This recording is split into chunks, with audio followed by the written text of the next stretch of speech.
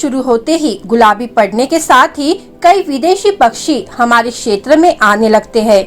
ये पक्षी हमारे क्षेत्र के खेतों, पेड़ों, बगीचों और आर्द्र भूमि में आने लगते हैं।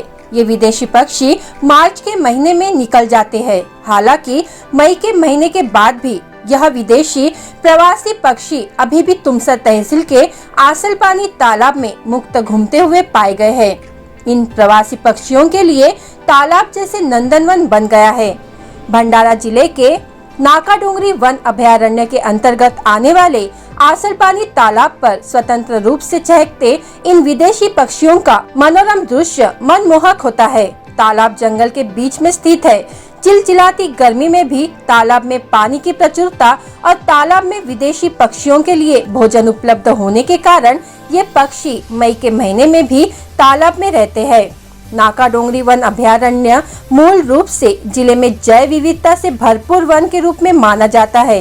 इस सुरम्य तालाब में पिछले कई सालों से प्रवासी पक्षियों का आना जाना लगा रहता है। आसलपानी तालाब शुद्ध पानी और घास, झाड़ियों, लीली, पानी के लीली और अन्य वनस्पतियों से घिरा एक तालाब क्षेत्र की विशेषता है। पक्षी मंगोलिया से आते हैं और इसमें little grebes, cotton pygmy duck, whistling duck, grey heron, purple swamp शामिल है। प्रवासी पक्षियों के आकर्षण का यही कारण है। ये प्रवासी पक्षी ठंड के दिनों में यानी सर्दियों में यहाँ पहुँचते हैं। सर्दियों के दिनों में खुलेआम घूमने के बाद ये प्रवासी पक्षी मार्च के महीने में निकल जाते हैं। हालांकि इस साल गर्मी के दिनों में भी इस सुरम्य क्षेत्र में खुशनुमा माहौल वाले आसलपानी तालाब में पक्षियों का रुकना अभी खत्म नहीं हुआ है। इसलिए इस झील और जंगल की जैव विविधता उनके लिए एक आकर्षण बन गई है और ऐसा लगता है जैसे वे यहाँ रहते हैं, क्योंकि वे इस तालाब को पसंद करते हैं। आनंदाची गोष्ट आहे की रेसिडेन्शियल बर्ड्स सोबत मायग्रेटरी बर्ड्स चं दर्शन या आसलपानीच्या तलावात झालेलं आहे आणि झाल्यामुळे निसर्गप्रेमी सोबत वन विभागांना पण आनंद झालेला आहे आणि हे पक्षी असेच या पक्षाचं आगमन नेहमी वाढेल यासाठी आम्ही हे जे आजूबाजूला गुरे वगैरे चारत असतात गुराखी यांना प्रबोधन करून तलावाच्या दूर गुरे चारण्याचे आदेश दिलेले आहेत आणि सोबत यांच्यासोबत इथले जे स्थानिक रहिवासी आहे त्यांना विदेशी पक्ष्यांचं महत्त्व समजावून सांगितलेलं आहे आणि लगतच्या शेतकऱ्यांना विदेशी पक्ष्याबद्दल आणि त्यांच्या घरट्याबद्दल प्रबोधन करून पक्षी संवर्धन करण्याची हमी घेतलेली आहे। भ्रमंती करत असताना मला हा तलाव आसलपानीचा तलाव आढळला। त्याच्यामध्ये अनेक मायग्रेटरी बर्ड्स मला बघे पिसनटेल जकाना, पिनटेल जक, ग्रेप्स आणि त्याच्यामध्ये ग्रेप्स होते, व्हिसलिंग डक्स होते, हेरॉन्स होते, ब्लॅक ब्रिटन होता, येलो ब्रिटन होता। हे फार रेअर पक्षी आहे। या तलावाचा ॲटमॉस्फिअर आणि वातावरण चांगलं आहे की या बर्ड्सला इथे रेसिडेन्स होण्याला फार चांगलं पोषक वातावरण झालेलं आहे।